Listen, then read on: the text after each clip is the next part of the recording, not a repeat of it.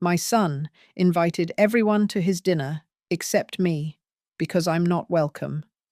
I arrived anyway, and no one in our small town knew that the lavish dinner my son hosted was the start of a family earthquake. He tried to erase me from his life, but I held a secret powerful enough to destroy the reputation he desperately clung to. When I walked into that candlelit room, everything seemed to collapse in a heartbeat. But the real shock was only just beginning. No one could have predicted how everything would flip in just 3 days. My name is Eleanor Bristol, and for 52 years, I have navigated the icy currents of this small town in the northeast. It is a place where winter seems to last for 6 months, and where privacy is a luxury no one can truly afford. I learned long ago to keep my head high and my business to myself, especially since my husband passed away, leaving me to raise a boy who demanded the world before he could even walk. That boy, Kelvin Bristol, was now a man of 30 years, a sharp-edged entrepreneur who had traded his childhood warmth for cold ambition. We used to be inseparable, a team of two against the hardships of life, but over the last 24 months, a wall of ice had formed between us, thick and impenetrable. The humiliation arrived on a Tuesday afternoon, carried on the wind by my neighbour, Mrs. Higgins. She leaned over the white picket fence, clutching a casserole dish, and asked if I was ready for the big night. She assumed I knew. She assumed the mother of the host would be the first on the guest list. She chattered on about the caterers, the imported wine, and the guest list that included every dignitary and old money family within 50 miles. I stood there, the cold seeping through my thin sweater, and realized I knew nothing about it. My son was hosting a coronation for himself, and I had been erased from the kingdom. I went inside and stared at the telephone for 10 minutes before I summoned the courage to dial. When Kelvin answered, his voice was not that of a son, but of a CEO dealing with a nuisance caller. I asked him why. I asked him how he could invite strangers to celebrate his success while leaving his mother in the dark. His answer was brief and cut deeper than any knife. He told me I was not welcome. He said I did not fit the aesthetic of his new life. He said it with such casual cruelty that it stole the breath from my lungs. Then, the line went dead. For a long time, I sat at my kitchen table, fighting a war between blinding pain and a rising tide of fury. Part of me wanted to curl up and weep for the little boy who used to hold my hand when it thundered. But another part of me, the part that had worked double shifts and gone without new shoes for 5 years so he could have textbooks, refused to be dismissed. I would not let him rewrite history. I would not let him pretend I did not exist. I stood up, wiped my dry eyes, and went to my closet. The winter night was unforgiving. I chose to walk the 2 miles to the estate he had recently purchased, needing the freezing air to sharpen my senses. The wind howled through the barren trees, stinging my cheeks and numbing my fingers. But I marched on. My boots crunched rhythmically against the hard-packed snow on the road. Every step was a memory of sacrifice. Every gust of wind was a reminder of the cold shoulder he had turned toward me. The estate loomed ahead, a massive structure of stone and glass, blazing with light. Expensive sedans and limousines lined the curved driveway, a parade of wealth that I had never been part of. I bypassed the valet, my presence unnoticed in the shadows, and walked up the grand stone steps. I could hear the hum of conversation and the clinking of crystal. I pushed the heavy oak doors open and stepped into the foyer. The warmth was immediate, carrying the scent of expensive perfume and roasting meat. I moved toward the entrance of the ballroom, just as the room fell silent. Kelvin was standing on a raised platform by the fireplace, a crystal flute of champagne raised in his manicured hand. He looked magnificent and terrifyingly distinctive in his tuxedo. He was making a toast, his voice projecting confidence and power. I stood in the archway, unseen for a moment, and listened as he thanked his investors, his partners, and his friends. Then, with a smile that did not reach his eyes, he looked out at the crowd and declared that he was a self-made man in the truest sense. He told them he had severed all ties to his past. He looked them in the eye and announced that he had no family, that his father was gone, and that he had no mother. I stepped forward then, moving out of the shadows and into the glow of the chandelier. The guests nearest to the door gasped, and the sound rippled through the room like a wave. Kelvin froze. His eyes locked onto mine across the sea of bewildered faces. I stood tall, my coat still damp with melting snow, a living contradiction to the lie he had just spoken. The silence that descended upon the room was absolute, a suffocating pressure that threatened to crush the very air we breathed. I did not wait for the security guards to escort me out.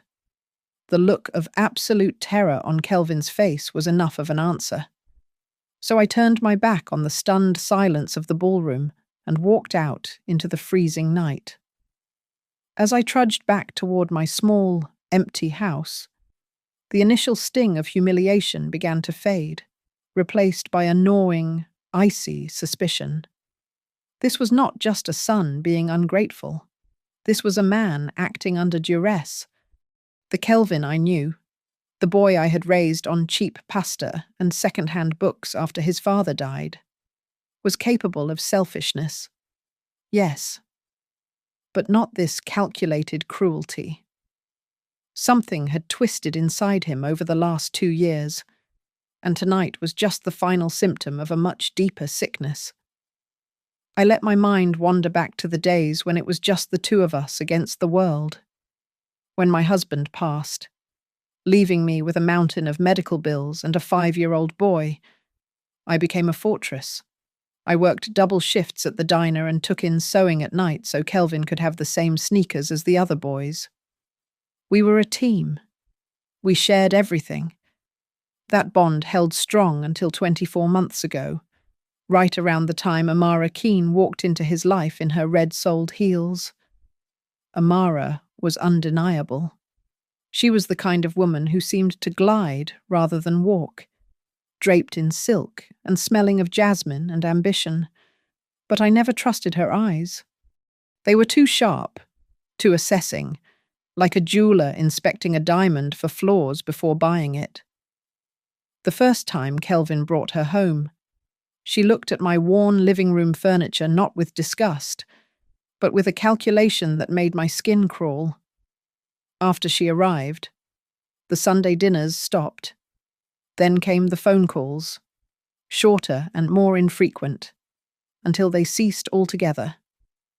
He started acting erratic. He cut off the small monthly allowance he insisted on sending me, claiming cash flow issues. Yet he bought a new sports car the very next week. It was as if someone was rewriting his personality code line by line. My suspicion hardened into certainty when I reached my kitchen table and looked at the pile of mail I had ignored earlier that day. Buried beneath the flyers was an envelope addressed to Kelvin. He must have auto-filled his old home address by mistake on some digital form. It was a transaction receipt from a bank, but it was not for a mortgage or a car payment. It was a transfer confirmation for $75,000 sent to an entity named Vulture Peak Realty. The name sounded predatory, ominous, and completely unfamiliar. I sat there under the buzzing kitchen light, tracing the numbers with my finger. Kelvin was a smart businessman, or at least he used to be. Sending $75,000 to a company with no web presence and a generic address was not business. It was a hemorrhage. The realization hit me with the force of a physical blow. He was not just pushing me away because he was ashamed of my poverty. He was pushing me away because he was being drained, and he did not want me to see the bleeding. Amara was not just a girlfriend. She was a handler. I pushed the tears back. Crying would not save my son. I needed to be smarter than them. I needed to find out who Vulture Peak Realty really was, and I would start by digging through the trash of his life that he thought he had left behind. The address on the invoice led me to a crumbling office park on the south side of the city, a place where businesses went to die or to hide. Vulture Peak Realty was nothing more than a single room with flickering fluorescent lights and a receptionist who looked like she would rather be anywhere else. I walked in with my purse clutched tight against my chest, feigning the confusion of a harmless old woman. But my eyes were sharp. I told the girl at the desk that I was there to drop off documents for my son, Kelvin Bristol. Her eyes snapped up from her phone, and the boredom vanished, replaced by instant wariness. She told me to leave, claiming they had no client by that name. But her eyes darted to a filing cabinet behind her. I pressed her, raising my voice just enough to be annoying, asking why my son sent them so much money. She snapped. She told me that the Bristol transaction was already flagged as irregular and that if I did not leave, she would call security. The word irregular hung in the air like smoke. I pretended to retreat, apologizing profusely. But I did not leave the building. I waited in the hallway, watching through the frosted glass. When the girl got up to use the restroom, leaving the front door unlocked, I slipped back inside. My heart hammered against my ribs like a trapped bird. I did not have time to search the locked cabinets, but the blue recycling bin beside the shredder was overflowing.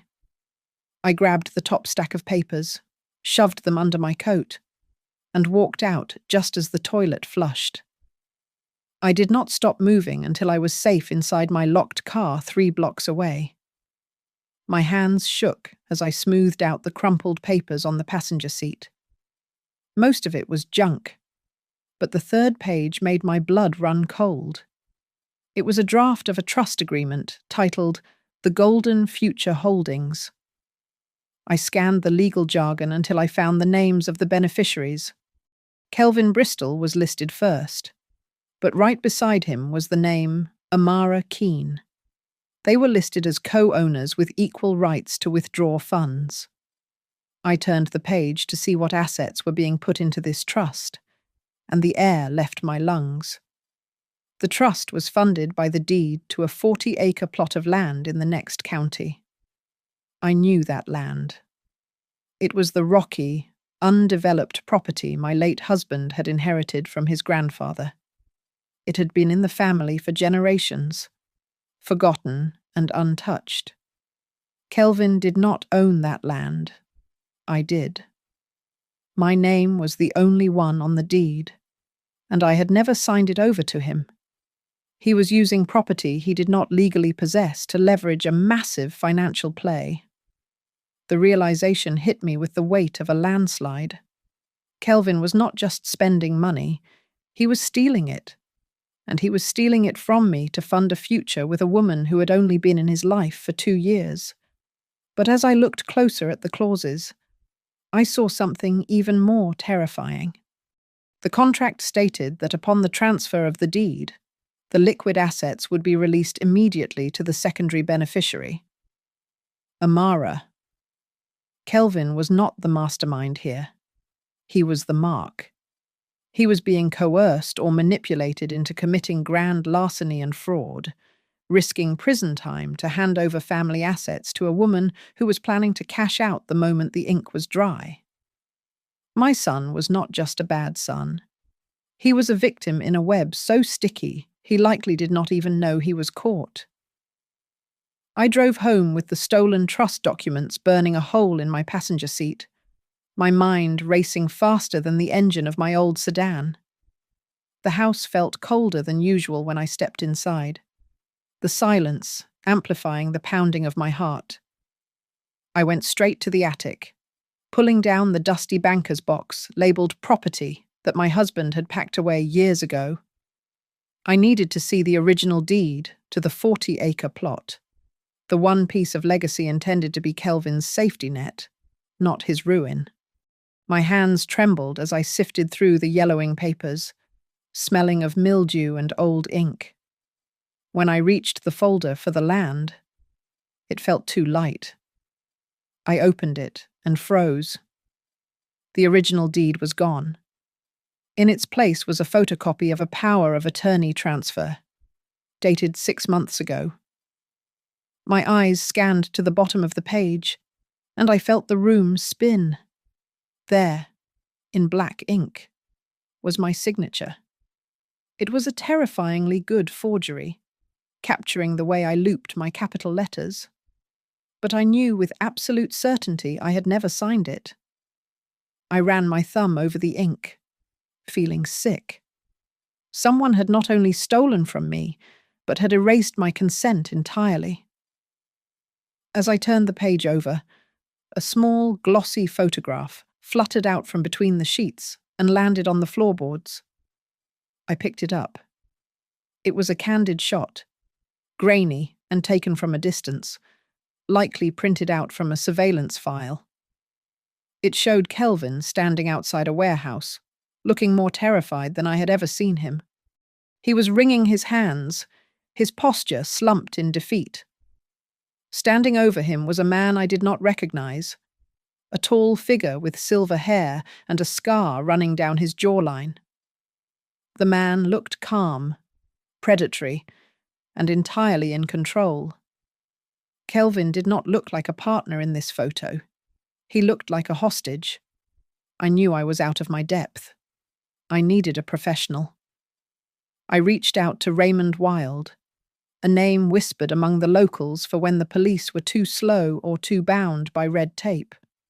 Raymond was a retired economic crimes investigator who had left the force because he hated the bureaucracy. We met 48 hours later in a booth at the back of a 24-hour diner on the edge of town. He was a man who looked like he was carved out of granite, with tired eyes that had seen every variety of human greed. I slid the envelope with the trust documents, the forgery, and the photograph across the table. He didn't say a word, just put on his reading glasses and went to work. When he looked up 10 minutes later, his expression was grim. He told me that he had run a background check on Amara Keene. The woman my son was dating did not exist 3 years ago. Raymond had found a trail of aliases linked to her fingerprints from a previous arrest that never went to trial. She had been known as Veronica Tate in Ohio and Sarah Mills in Florida, in both states. She had been connected to luxury property scams where the owners were defrauded of their equity before she vanished. She was a chameleon, a professional grifter who targeted wealthy, lonely men, or in Kelvin's case, ambitious young men desperate to prove themselves. But the real bombshell came when Raymond tapped a thick finger on the face of the silver-haired man in the photograph. He identified him immediately as Marcus Thorne, the head of a shadow syndicate currently under federal investigation for massive money laundering operations. Raymond explained that Thorne used legitimate businesses and clean skins, people with no criminal record like my son, to wash dirty money through real estate deals. Kelvin was not the mastermind trying to cut me out. He was the fall guy. They were using his name and his credit to funnel millions of dollars into untraceable accounts. Once the transaction on the family land went through, they would vanish with the cash, leaving Kelvin to face the FBI and a prison sentence that could last 20 years. My anger at my son evaporated, replaced by a cold, hard resolve. He was not a villain. He was drowning, and I was the only one who could pull him out before the sharks finished their meal. I stormed into the glass-walled lobby of Kelvin's downtown office building with a ferocity that made the security guard hesitate just long enough for me to bypass him. I did not look like a woman who could be stopped. I took the elevator to the 30th floor, my heart pounding a frantic rhythm against my ribs. But my face was a mask of stone. When I reached his office, his assistant, a young woman who looked terrified, tried to tell me he was in a meeting. I ignored her, pushed open the heavy mahogany doors, and walked inside. Kelvin was alone, staring out the window at the city skyline. He turned around, his face setting into that familiar, painful mask of indifference he had worn at the dinner party. He opened his mouth to speak, likely to order me out or threaten to call the police. But I did not give him the chance. I walked straight to his massive oak desk and slammed the file folder down on the polished surface. The sound echoed like a gunshot in the silent room. I asked him if this was what success looked like to him. I demanded to know if stealing from his mother was part of his business plan. Kelvin looked at the folder, then at me, his jaw tightening. He tried to maintain his composure, telling me that I did not understand high finance. But his voice wavered. I reached into the folder and pulled out the forged power of attorney and the photo of him with Marcus Thorne. I slid them across the desk until they rested right under his hands. The colour drained from his face so fast I thought he might faint. He looked at the forgery, then at the photo of the crime boss, and the arrogant CEO facade shattered completely. He did not look 30 years old anymore. He looked like the 6-year-old boy who had broken a neighbour's window and was terrified of the consequences.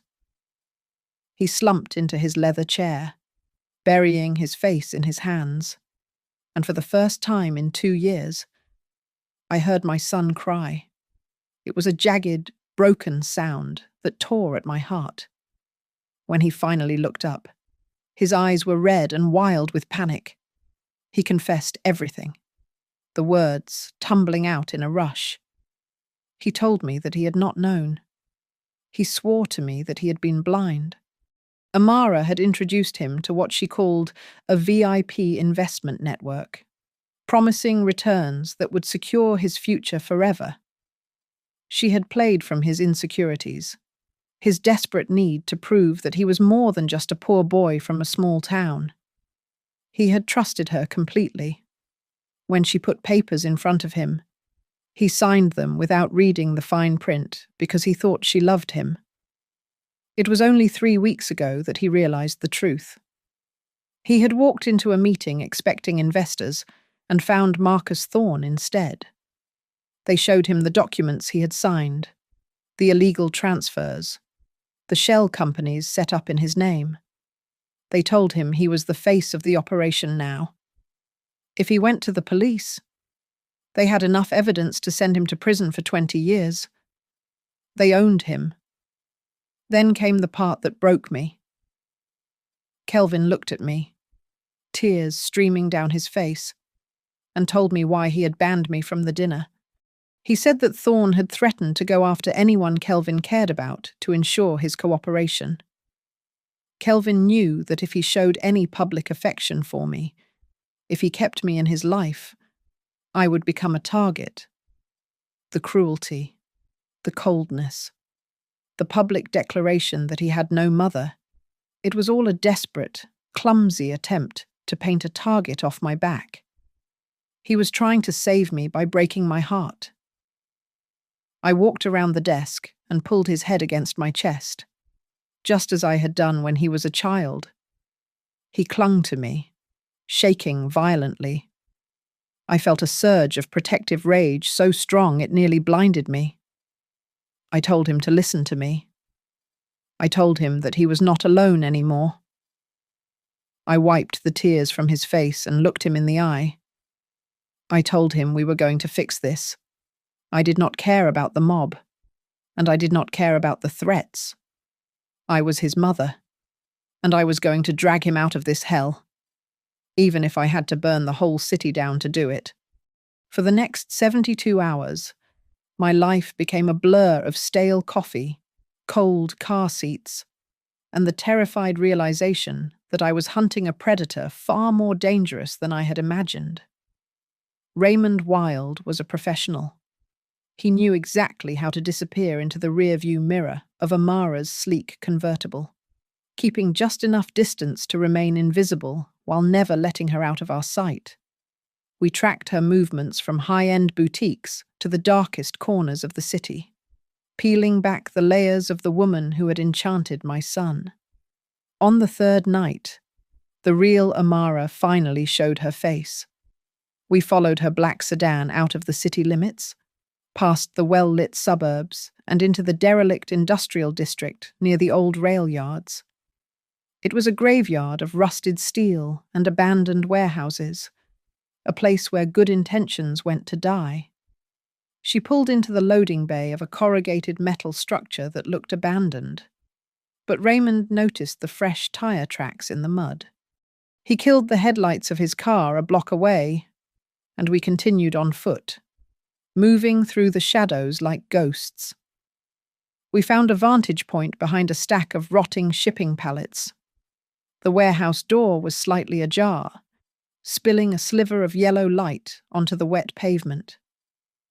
Raymond pulled out a parabolic microphone and handed me a headset.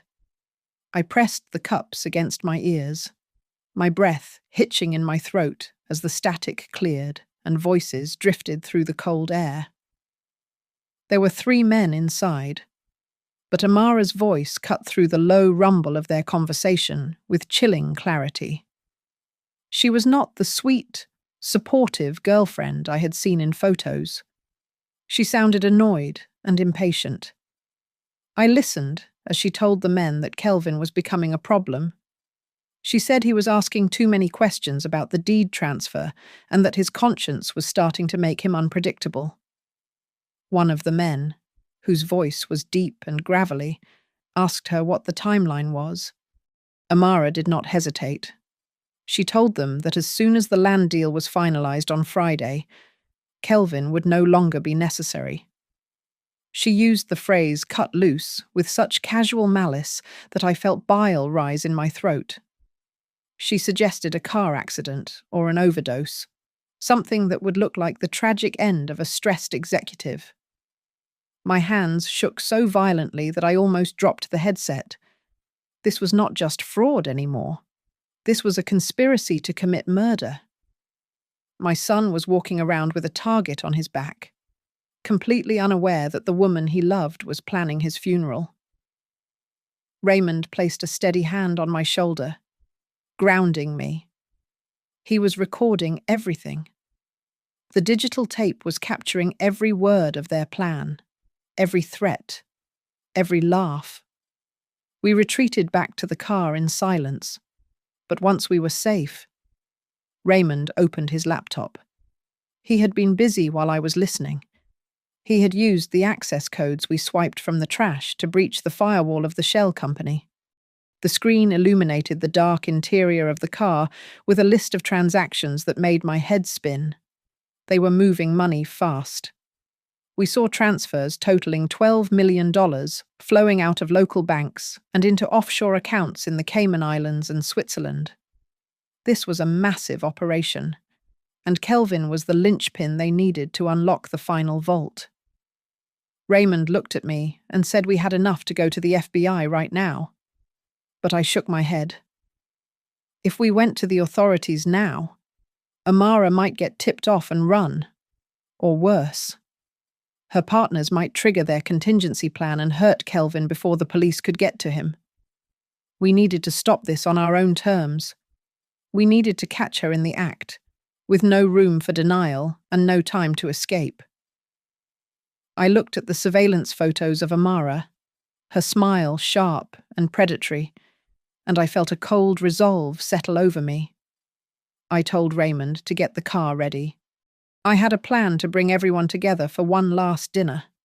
and I was going to serve them exactly what they deserved. I met Kelvin in the underground parking garage of his building 2 hours before the dinner was scheduled to begin.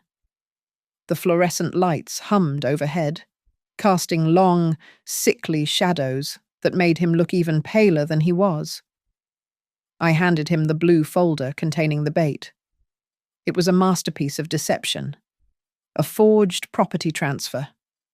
I had drafted myself using the old typewriter in my study, designed to look exactly like the legal documents Amara was desperate to get her manicured hands on. I told Kelvin that this was the only way out. He had to invite me to this dinner. He had to make it look like I had finally broken down and agreed to sign over the family land to save him from ruin. I reached into my purse and pulled out a small, flat digital recorder. I taped it securely to the inside of his suit jacket, right over his heart.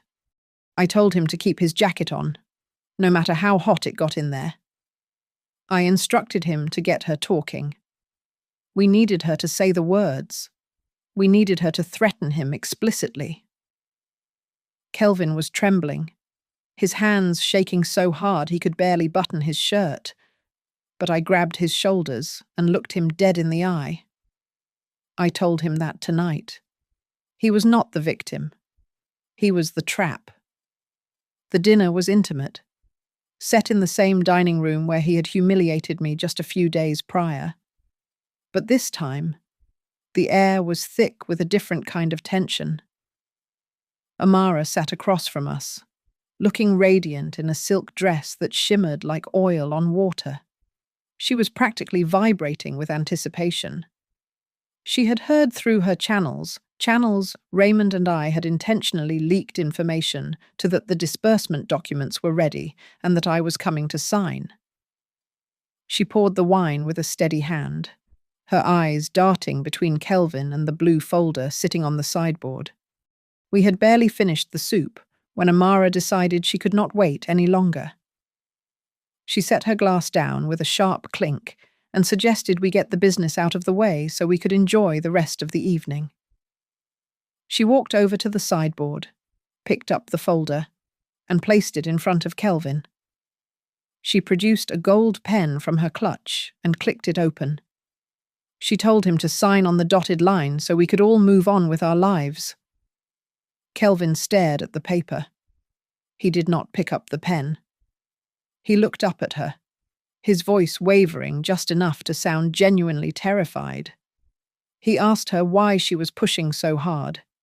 He asked her if she would still be here tomorrow if the money was not.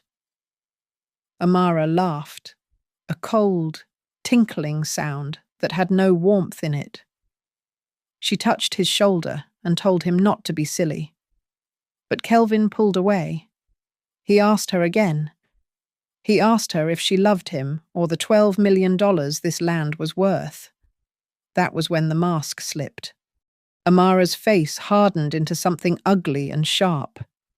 She leaned down, her face inches from his, and her whisper was loud enough for the recorder to catch every syllable. She told him to stop being pathetic.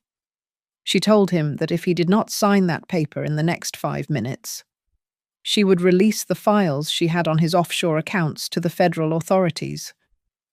She said she would destroy his reputation, his career, and his freedom. And she would watch him go to prison without blinking an eye. She hissed that he was nothing more than a signature to her, a useful idiot she had played from the start. The room went dead silent. Kelvin looked at me, his eyes wide with a mixture of fear and relief. He had done it. I stood up slowly, the heavy legs of my chair scraping against the hardwood floor. Amara snapped her head toward me, her eyes flashing with annoyance. She expected me to be the cowed, broken old woman she had dismissed days ago. Instead, I walked around the table and stood next to my son. I looked at the fear in her eyes as she realized something was wrong.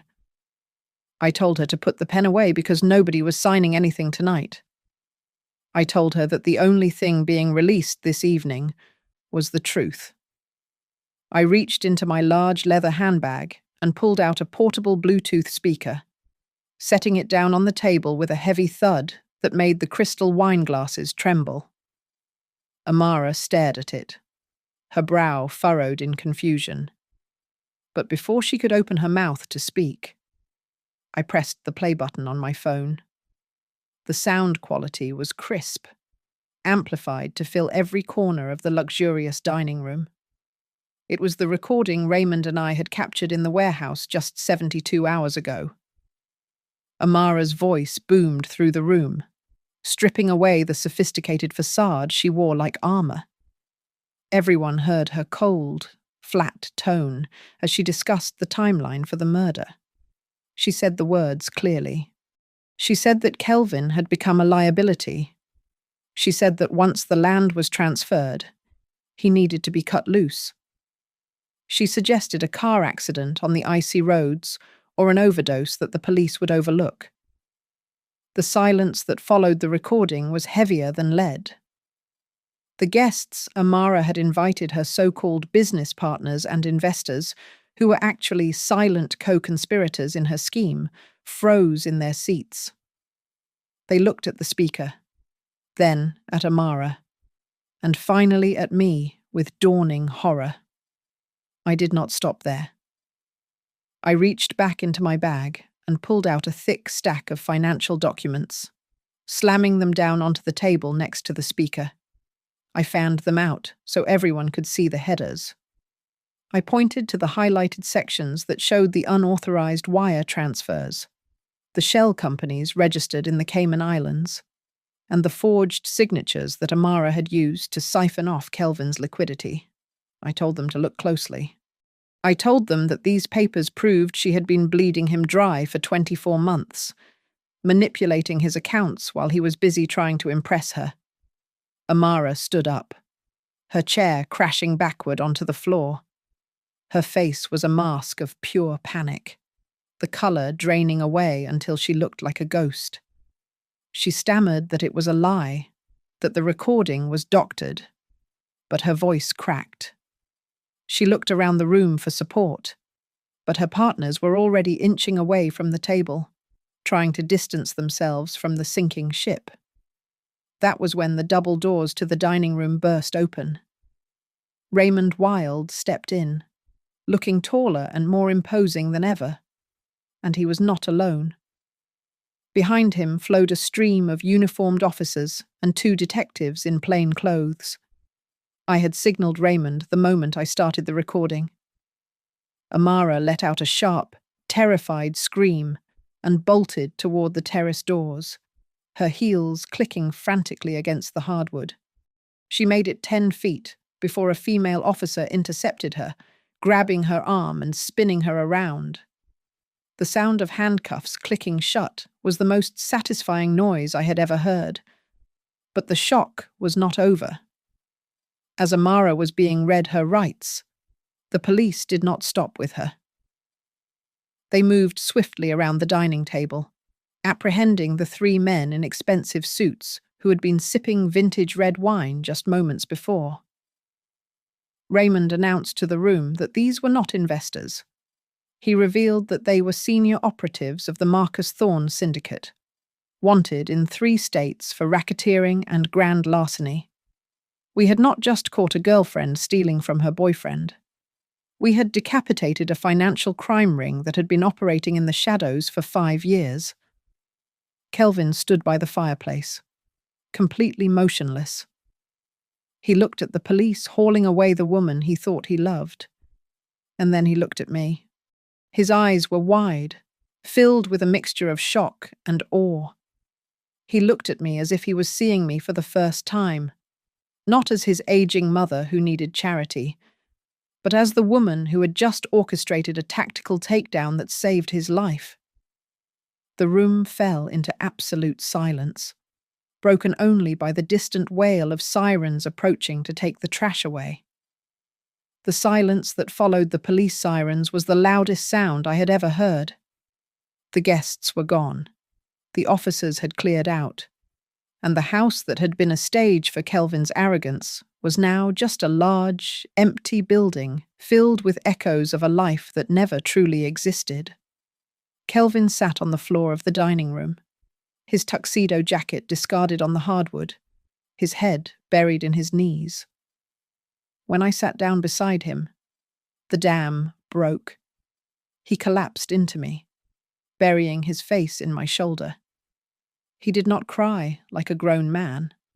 He wept with the raw, terrifying abandonment of the 5-year-old boy he used to be, the one who would run to me when the thunder got too loud. He grabbed my hands, his fingers gripping mine so tightly it hurt, and sobbed out apologies that had been backed up for 24 months. He apologized for the cruelty, for the silence, and for the dinner where he had tried to erase me. I did not scold him. I did not list his sins or demand an explanation for why he had treated me like a stranger. There was no need for lectures when the lesson had been so brutal. I simply smoothed his hair back from his sweat-dampened forehead and spoke to him softly. I told him that he had been lost for a long time, wandering in a dark forest without a compass. I told him that losing his way was a mistake, but it was not a death sentence. I said, "Kelvin, you forgot who you were, but you can still come back. You are still my son." The legal aftermath was swift but exhausting.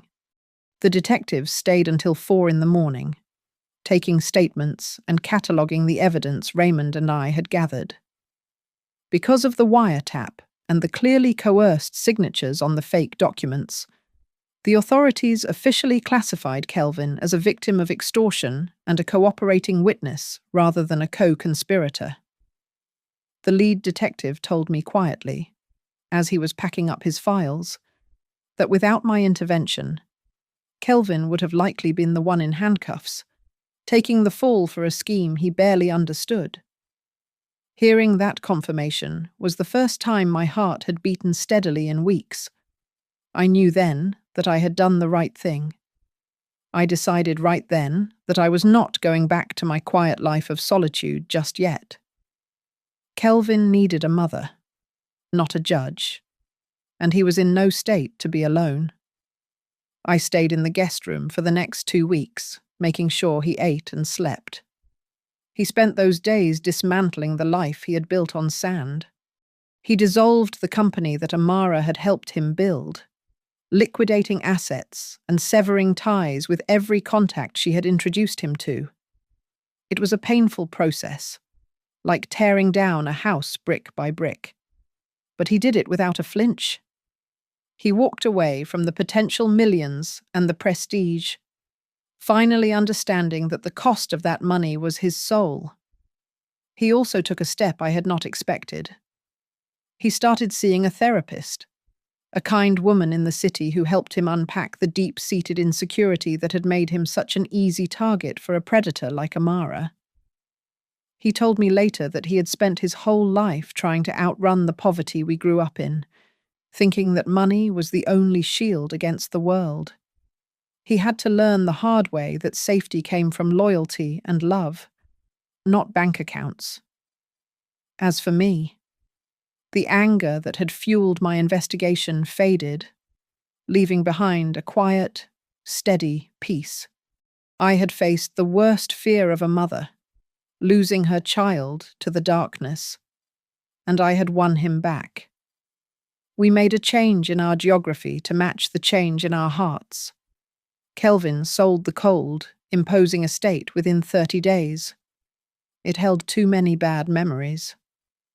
He bought a modest, warm house with a big porch just 3 streets over from my place. We were not living in the same house, but for the first time in years, we were finally living in the same world again. It took 6 months for the final verdict to come down, but when the judge slammed his gavel, the sound echoed with the weight of justice. Amara Keene and her 3 associates were sentenced to 20 years in federal prison without the possibility of parole for racketeering, wire fraud, and conspiracy. I sat in the back of the courtroom, watching the woman who had once looked at me with such disdain being led away in a beige jumpsuit, her wrists bound in steel. She did not look back. She had become a ghost of the person who had terrorized our lives, erased from our future, as if she had never existed. Kelvin walked out of that courthouse a free man. The prosecutors had not only cleared him of all charges, but they had also publicly commended him as a key witness whose cooperation dismantled a crime ring that had been operating across 5 states. The newspapers, which had been ready to tear him apart just weeks ago, now ran headlines calling him a brave whistleblower. We both knew the truth was far more complicated than that. But as we stood on the courthouse steps, blinking in the bright spring sunlight, I knew that he had earned this second chance. He had walked through the fire and come out the other side, scorched but alive. The real celebration happened a week later. There were no limousines, no imported caviar, and no strangers trying to network.